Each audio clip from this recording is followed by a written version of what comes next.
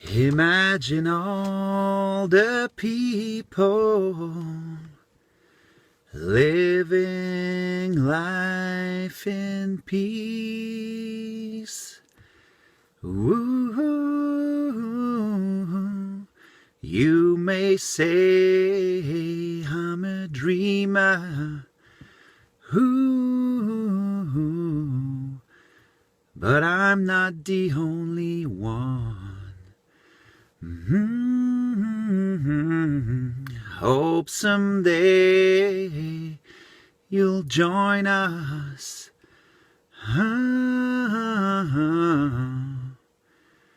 And the world will live as one.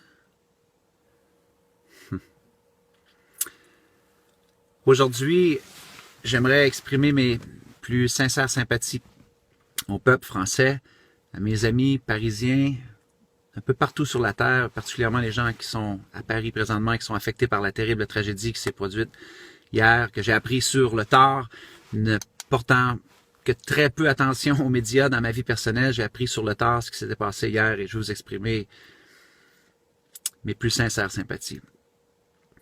Aujourd'hui, dans le cadre de la vidéo numéro 27, dans le cadre du défi dans 30 jours j'aurai, j'ai pensé, en toute humilité, simplement venir me recueillir avec vous et vous partager quelques réflexions que moi je me fais lorsqu'on est témoin d'une aussi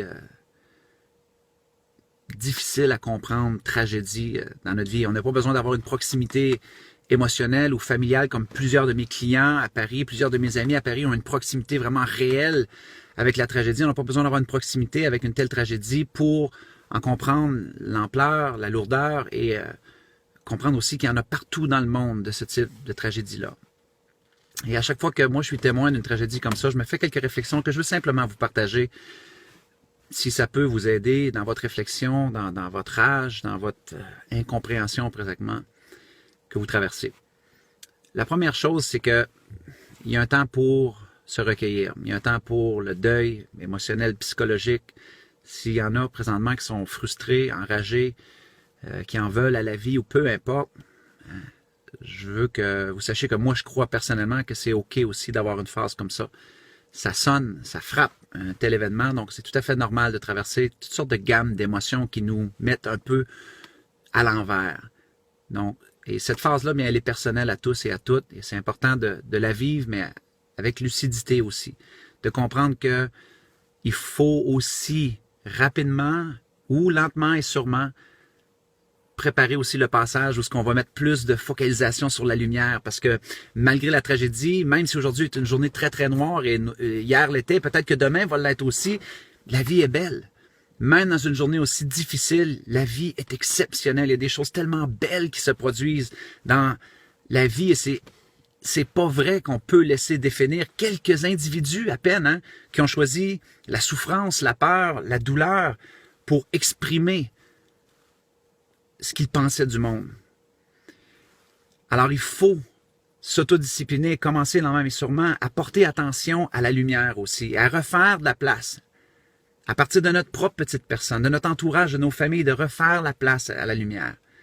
Parce que ce qui se passe souvent dans des événements comme ça, malheureusement, c'est qu'on va mettre en lumière au cours des prochaines semaines cette noirceur-là.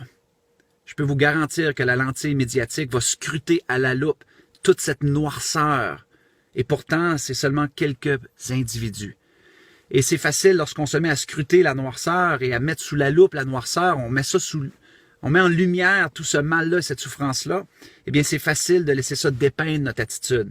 C'est facile de laisser ça dépeindre notre psychologie ou même notre perspective par rapport à l'avenir. Et ça, c'est très dangereux parce que lorsqu'on fait ça, selon moi, on rentre dans une valse sans fin où est-ce qu'on va se mettre à étiqueter des gens qui ne méritent pas de se faire étiqueter. On va étiqueter des races, on va étiqueter des êtres humains de par leur couleur, de par leur choix, de leur croyance et leur religion. Et ça, c'est le début de la déshumanisation. Et ça, quand on fait ça, bien, on donne un pouvoir à cette noirceur-là, selon moi. Et aussi difficile que ça puisse paraître, je pense qu'il faut faire de la place pour de la lumière le plus rapidement possible. Que ce soit de prier pour les familles, leurs proches, Priez pour vos amis qui ont été impliqués là-dedans et qui auront peut-être même un parcours psychologique à faire pour s'en sortir qui sera très difficile. La pente sera très accrue. Priez pour ces gens-là. Mais priez aussi pour les gens qui ont commis ces actes-là atroces.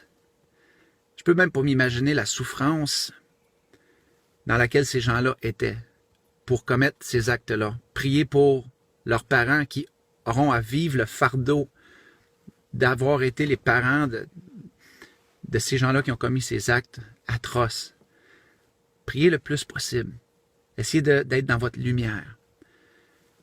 Et moi, très souvent, je fais juste revenir à ma propre petite personne, de me dire, comment est-ce que moi, Martin Latulippe, avec mes ressources, est-ce que je peux reconstruire? Plutôt que de me focaliser sur la destruction et sur le mal, la souffrance, la peur, comment est-ce que moi, je peux agir? Est-ce que je peux déployer davantage de lumière à travers de mes réseaux? Est-ce que je peux aider financièrement, bénévolement, porter ma voix, aider avec mes messages davantage pour apporter de la lumière? Donc, c'est sûr que c'est un message très simple ici, la gang, mais j'avais juste envie de venir me recueillir avec vous parce que j'ai beaucoup d'amis à Paris. J'ai passé toute la matinée à écrire des textos, m'assurer que tout le monde était OK.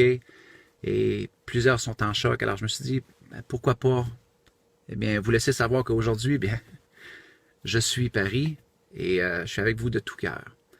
Mais ne laissez pas le mal, la peur et la souffrance l'emporter. C'est ce que ces gens-là veulent. Et rappelez-vous que c'est seulement quelques individus. Il ne faut pas étiqueter tout le monde. Il ne faut pas stigmatiser. Parce que là, c'est le début de la fin. C'est une façon de donner beaucoup de pouvoir à ce que ces gens-là voulaient faire aussi. Et ultimement, lorsque moi je vois quelque chose comme ça se produire, bien, je ne peux pas m'empêcher de réfléchir à ce poème-là, dont j'ai déjà parlé dans une vidéo précédente, qui est le poème qui s'intitule Le trait d'union, qui vient d'une poète dont le nom m'échappe. Je crois que c'est Linda Ellis même. Le nom m'échappe. Et le trait d'union dit ce qui suit, c'est qu'il y a seulement une chose que l'on sait dans notre vie. On ne sait pas la date à laquelle on va naître et on ne sait certainement pas la date à laquelle on va mourir. Mais il y a une chose sur laquelle on a pleinement le contrôle, c'est le trait d'union entre les deux dates qui vont se retrouver sur notre pierre tombale à la fin de notre aventure de la vie. Et lorsque je vois une tragédie comme ça, moi je pense à mon trait d'union. Parce que j'aurais pu être cette personne-là dans une salle de spectacle hier à Paris ou au stade de Paris. On aurait tous et toutes pu être là à ce moment-là. Et moi, malgré que j'ai beaucoup de compassion et que j'exprimerai mes sympathies jamais assez pour ce qui s'est produit, j'essaye aussi de revenir et de me dire, putain Martin, ta vie c'est maintenant.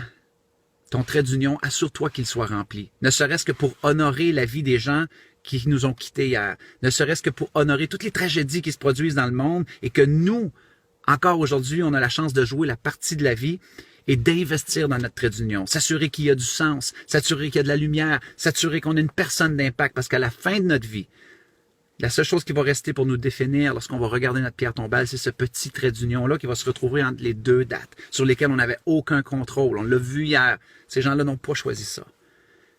Et je fais le souhait que si jamais il y a quelque chose comme ça qui nous arrive à nous tous, eh bien, c'est que notre trait d'union ait été rempli au maximum. Et ça, cette décision-là nous appartient. Mais pour ça, eh bien, il faut mettre notre focalisation, notre attitude, notre psychologie sur, eh bien, la lumière.